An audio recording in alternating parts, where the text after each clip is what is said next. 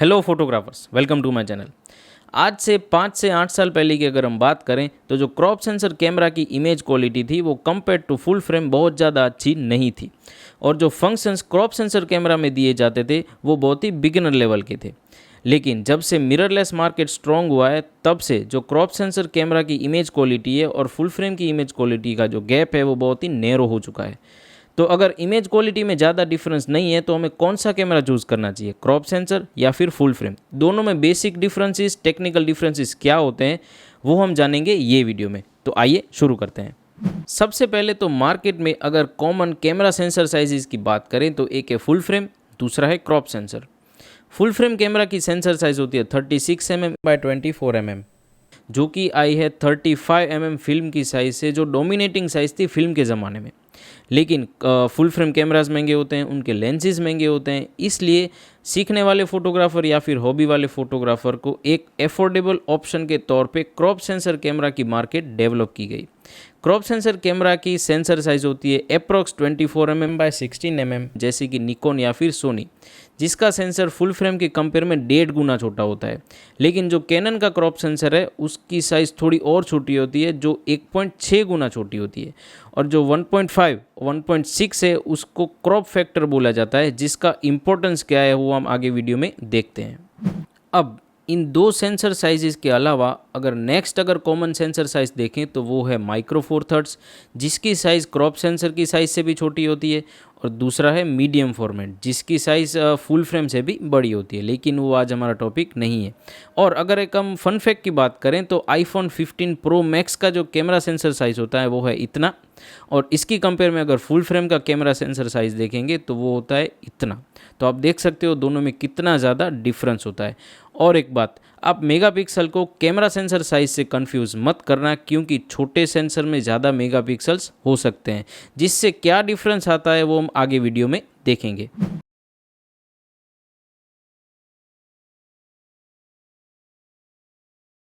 सबसे पहले और सबसे बड़ा डिफरेंस अगर हम देखें तो हमें क्रॉप सेंसर कैमरा में जूम व्यू या फिर क्रॉप व्यू मिलता है।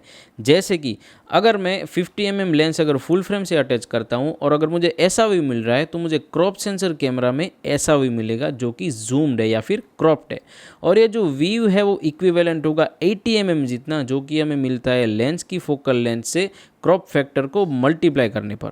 लेकिन ये real focal length 80 mm focal length जैसा नहीं होगा, क्योंकि रियली फोकल लेंथ बढ़ने पर फिजिकल पैरामीटर्स चेंज होते हैं और बैकग्राउंड कंप्रेशन भी चेंज होता है। लेकिन इन जनरल हम देखें तो हमें 80 mm जितना जूम व्यू मिलेगा अगर हम 50 mm लेंस क्रॉप सेंसर से कनेक्ट करें।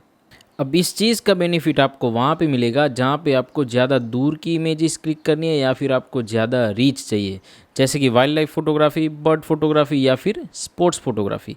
ऐसी सिचुएशन में फॉर एग्जांपल अगर आप 600 mm लेंस क्रॉप सेंसर पर लगाओगे तो आपको 900 mm की रीच मिलेगी।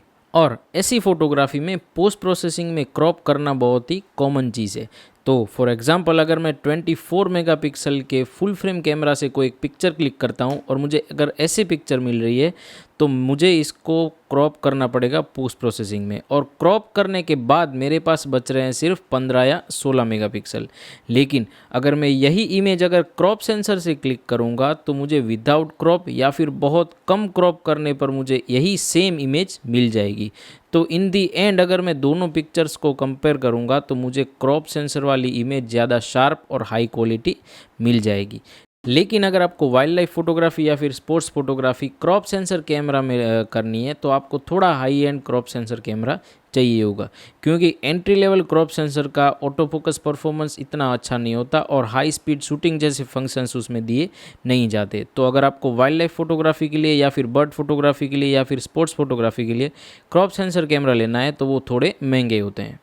लेकिन इससे अगर हम उल्टा देखें तो अगर आपको वाइड एंगल फोटोग्राफी करनी है, जैसे कि आर्किटेक्चर फोटोग्राफी करनी है या फिर आपको एस्ट्रो फोटोग्राफी करनी है, तो आपको अगर 16 mm लेंस अगर आप फुल फ्रेम में अटैच करते हो तो सेम व्यू के लिए आपको 10 mm लेंस चाहिए क्रॉप सेंसर में, और 10 mm के स्पेसिफिक क्रॉप सेंसर के लेंस मैन्युफैक्चर अब सभी मैन्युफैक्चरर में नहीं दिखेंगे, आपको बहुत ही रेयर दिखेंगे। तो अगर आपको एस्ट्रो फोटोग्राफी करनी है या फिर आर्किटेक्चर फोटोग्राफी करनी है, वाइड एंगल फोटोग्राफी करनी है, तो आपको फुल फ्रेम से ज़्यादा बेनिफिट मिलेगा। दूसरी चीज़ आपने सुनी होगी कि जो फुल फ्रेम कैमरा है उसमें हमें बैकग्राउंड ब्लर ज़्यादा मिलता है। तो टेक्निकली देखा जाए तो ये बात गलत है, क्योंकि बैकग्राउंड ब्लर या फिर डेप्थ ऑफ फील्ड डिपेंड होती है लेंस पे, ना कि कैमरा की सेंसर साइज़ पे। कोई भी लेंस होता है वो सेम इमेज सर्कल प्रोजेक्ट करेगा, चाहे वो फुल फ्रेम हो या फिर क्रॉप सेंसर हो। जैसे कि आप यहाँ पे कंपैरिजन देख सकते हो, ये दो फोटोज सेम डिस्टेंस पे क्लिक की गई हैं और आप बैकग्राउंड में देख सकते हो कि दोनों का बैकग्राउंड ब्लर एकदम सेम है। लेकिन ये हुई टेक्निकल बात। प्रैक्टिकली देखा जाए तो ये दोनों फोटोज़ अलग हैं, भले ही एक डिस्टेंस पे क्लिक की हुई है। तो कोई भी फ़ोटो क्लिक करने से पहले आप सबसे पहले कंपोजिशन देखते हो, फ्रेमिंग देखते हो। जैसे कि फॉर एग्जांपल मुझे किसी की पोर्ट्रेट फ़ोटो क्लिक करनी है, हाफ बॉडी शॉट क्लिक करना है, तो मैं स्पेसिफिक डिस्टेंस पे खड़ा रहूँगा। और कंपेयर टू फुल फ्रेम मुझे क्रॉप सेंसर में दूर जाना पड़ेगा, और दूर जाने की वजह से डिस्टेंस बढ़ने पर, सब्जेक्ट से डिस्टेंस बढ़ने पर मेरा बैकग्राउंड ब्लर कम हो जाएगा। तो बैकग्राउंड ब्लर सेंसर साइज़ की वजह से चेंज नहीं हो रहा है, लेकिन आपका डिस्टेंस बढ़ने पर चेंज हो रहा है। तो प्रैक्टिकली देखा जाए तो हाँ, अगर आप सेम कंपोजिशन की फ़ोटो फुल फ्रेम और क्रॉप सेंसर में क्लिक करोगे तो क्रॉप सेंसर में आपको बैकग्राउंड ब्लर कम मिलेगा। कुछ लोग सोचते होंगे कि मैं फुल फ्रेम प्लस 50 mm 1.8 जैसी फ़ोटो क्रॉप सेंसर में 35 प्लस 1.8 से खींच सकता हूँ, क्योंकि मैं सेम डिस्टेंस पे खड़ा रहूँगा। तो अगेन आप गलत हो, क्योंकि डेप्थ ऑफ फील्ड डिस्टेंस के साथ साथ फोकल लेंथ से भी चेंज हो जाती है। अगर आप 50 mm से 35 mm पे आओगे तो फोकल लेंथ घटने पर बैकग्राउंड ब्लर भी कम हो जाएगा। तो अगर आपको क्रॉप सेंसर और फुल फ्रेम में दोनों में सेम बैकग्राउंड ब्लर के साथ सेम कंपोजिशन में फ़ोटो चाहिए तो फोकल लेंथ तो कम होनी ही चाहिए, लेकिन एपर्चर भी आपको बड़ा चाहिए। तो प्रैक्टिकली अगर आपको ज़्यादा बैकग्राउंड ब्लर चाहिए तो आपको फुल फ्रेम कैमरा में ज़्यादा बैकग्राउंड ब्लर मिलेगा। अब जैसे मैंने पहले बताया था कि मेगापिक्सल का सेंसर साइज से कोई लेना देना नहीं है, मतलब क्रॉप सेंसर में फुल फ्रेम के कंपेयर में ज़्यादा मेगापिक्सल हो सकते हैं। जैसे कि ये जो R6 है, जो कि फुल फ्रेम कैमरा है 20 मेगापिक्सल का, मतलब हॉरिजॉन्टली उसमें 5472 और वर्टिकली उसमें 3648 पिक्सल्स होते हैं। लेकिन अगर मैं R7 की बात करूं, जो कि 33 मेगापिक्सल का क्रॉप सेंसर कैमरा है, इसमें हॉरिजॉन्टली 6960 और वर्टिकली 4660 पिक्सल होते हैं। तो आप देख सकते हो कि R7 में compare to R6 crop sensor होने के बावजूद बहुत ही ज़्यादा पिक्सल है, 1.5 गुना पिक्सल है। लेकिन अगर आप फिजिकली सोचो तो बड़ा सेंसर और कम मेगापिक्सल होने की वजह से R6 का एक पिक्सल R7 के कंपैरिजन में बहुत ही बड़ा होगा। इसी की वजह से, बड़ा पिक्सल होने की वजह से वो ज़्यादा लाइट कैप्चर करता है। और लो लाइट सिचुएशन की बात करें तो कंपेयर टू R7 R6 की इमेज बहुत ही क्लीन होगी, वो बहुत ही कम नॉइस इंट्रोड्यूस करेगा। इसीलिए जनरली आपने सुना होगा कि फुल फ्रेम कैमरास में compare to crop sensor cameras noise बहुत ही कम देखने को मिलती है। इसी वजह से अगर आप चैलेंजिंग लाइट सिचुएशंस में फ़ोटोग्राफी करते हो, जैसे कि वेडिंग फोटोग्राफी करते हो, तो फुल फ्रेम कैमरा ऑलवेज एक एज प्रोवाइड करेगा। अगर आप एस्ट्रो फोटोग्राफी करते हो तो भी आपको फुल फ्रेम कैमरा में नॉइस बहुत ही कम मिलेगी। और अगर डायनेमिक रेंज की भी बात करें तो फुल फ्रेम कैमरा की dynamic range crop sensor camera से अच्छी होती है। डायनेमिक रेंज का मतलब है आपका camera darkest area of the photo to the brightest area of the photo, उसकी रेंज कितनी बड़ी कैप्चर कर सकता है। तो अगर इसको सिंपल लैंग्वेज में बताएं तो अगर मैं फुल फ्रेम कैमरा की एक फ़ाइल लेता हूँ, रॉ फाइल, और उसका अगर शेडो रिकवरी करता हूँ तो उसमें कंपेयर टू क्रॉप सेंसर मुझे क्लीन इमेज मिलेगी, या फिर ज़्यादा मैं शेडो रिकवरी उसमें अच्छे से कर पाऊँगा।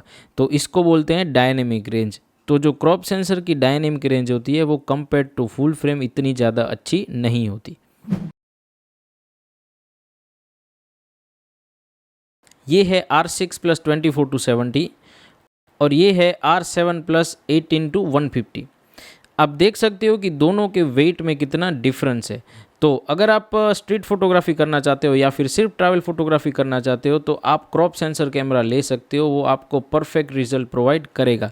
वो वेट में कम होता है, वो साइज़ में भी छोटा होता है, इसलिए आप पूरा दिन उसको लेके घूम सकते हो, कंफर्टेबल आपको रहेगा। और स्ट्रीट फोटोग्राफी करते हो तो वो छोटा कैमरा होने की वजह से दूसरों की अटेंशन ग्रैब भी नहीं करेगा। नेक्स्ट अगर हम सिंपली देखें तो जो छोटा सेंसर होता है उसकी मैन्युफैक्चरिंग कॉस्ट भी कंपेयर टू फुल फ्रेम कम आती है। इसी की वजह से crop sensor cameras in general सस्ते होते हैं कंपेयर टू फुल फ्रेम। लेकिन अगर आप सोच रहे हो कि मैं वन टाइम खर्चा करूंगा और मैं फुल फ्रेम बॉडी ले भी लूँगा तो आप गलत हो, क्योंकि बॉडी लेने के बाद जो लेंसेज होते हैं वो बहुत ही महंगे होते हैं compare to crop sensor lenses.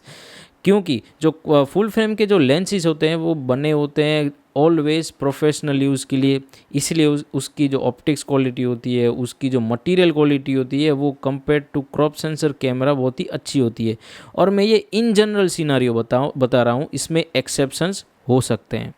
तो अगर आपके पास लिमिटेड बजट है तो आप क्रॉप सेंसर बॉडी के साथ फुल फ्रेम लेंस ले सकते हो, क्योंकि क्रॉप सेंसर बॉडी में फुल फ्रेम लेंस काम करते हैं। और अगर आप फ्यूचर में क्रॉप सेंसर बॉडी से फुल फ्रेम में अगर कन्वर्ट करते हो तो आपको वो लेंस काम आएंगे। लेकिन अगर आप क्रॉप सेंसर लेंस आज लोगे तो वो फ्यूचर में फुल फ्रेम बॉडी में काम नहीं आएंगे, क्योंकि वो छोटे सेंसर के लिए बना होता है, उसका इमेज सर्कल भी छोटा होता है, इसके लिए वो फुल फ्रेम में बहुत ही ज़्यादा विनियट की इफेक्ट क्रिएट करेंगे।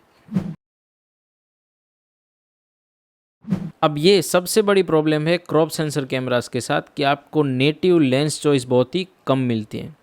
जैसे कि अगर हम लीडिंग कैमरा मैन्युफैक्चरर्स की बात करें, जैसे कि कैनन, निकॉन या फिर सोनी की, तो इन तीनों मैन्युफैक्चरर्स में से आपको क्रॉप सेंसर के स्पेसिफिक प्राइम लेंस नहीं मिलेंगे। आपको जूम लेंस तो अभी भी मिल जाएंगे, लेकिन prime lens, high quality prime lens नहीं मिलेंगे।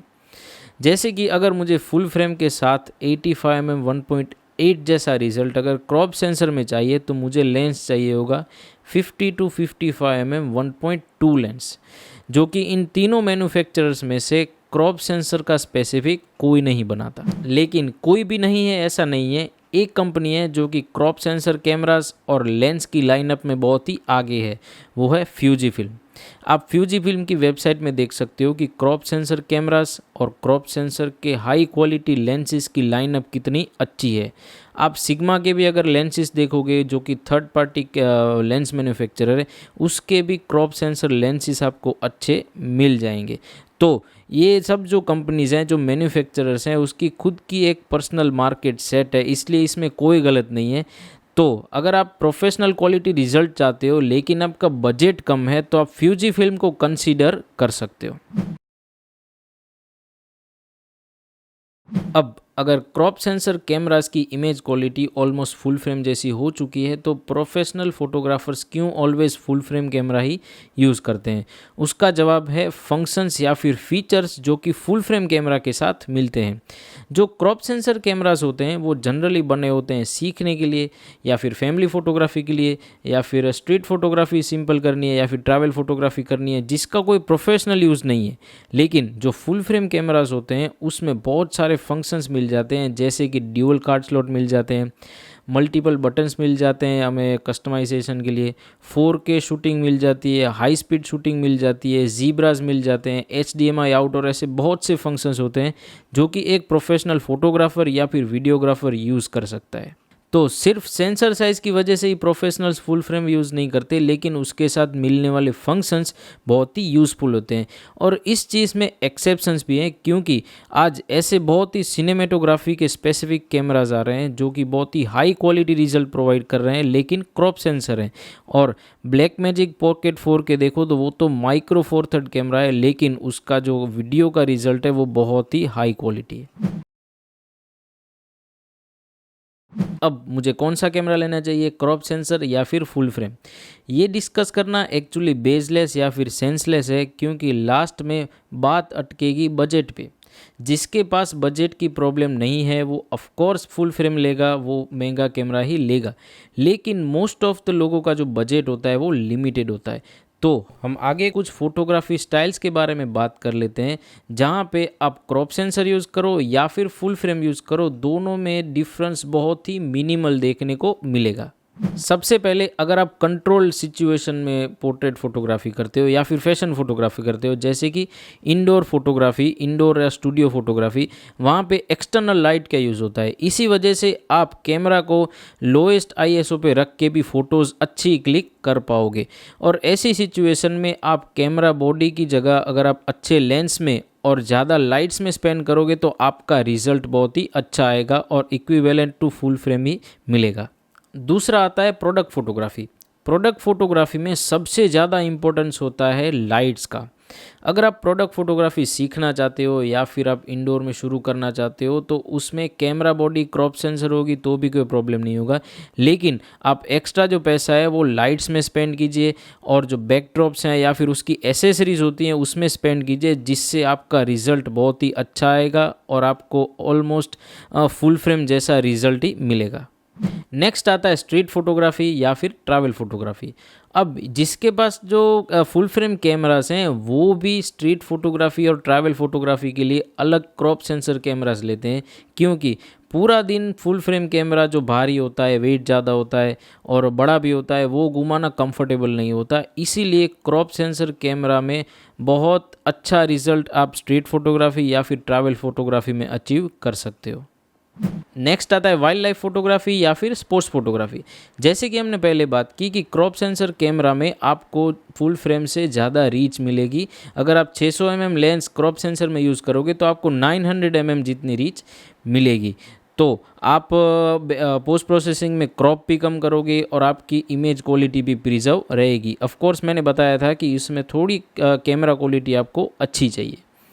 नेक्स्ट आता है सिनेमेटोग्राफी। अगर आपकी फ़ोटोग्राफी प्रायोरिटी नहीं है तो आज मिररलेस मार्केट में ऐसे कैमराज अवेलेबल हैं जो कि क्रॉप सेंसर हैं लेकिन video quality top notch provide करते हैं। ऑफ कोर्स वो थोड़े जनरल क्रॉप सेंसर कैमराज से महंगे होंगे और crop sensor video cameras use करने का बहुत बड़ा बेनिफिट है कि उसमें सभी फीचर्स होते हैं, फिर भी वो ओवरहीट कम होता है क्योंकि उसमें सेंसर छोटा होने की वजह से उसकी प्रोसेसिंग पावर भी कम लगती है। उसमें हम थर्ड पार्टी लेंस यूज़ कर सकते हैं जो कि स्पेसिफिक क्रॉप सेंसर के होंगे, तो वो भी आपको थोड़े सस्ते मिल जाएंगे। तो ओवरऑल सेटअप आपका बहुत ही सस्ते में बन जाएगा compare to full frame cinematography के स्पेसिफिक कैमराज होते हैं उसके कंपेयर में।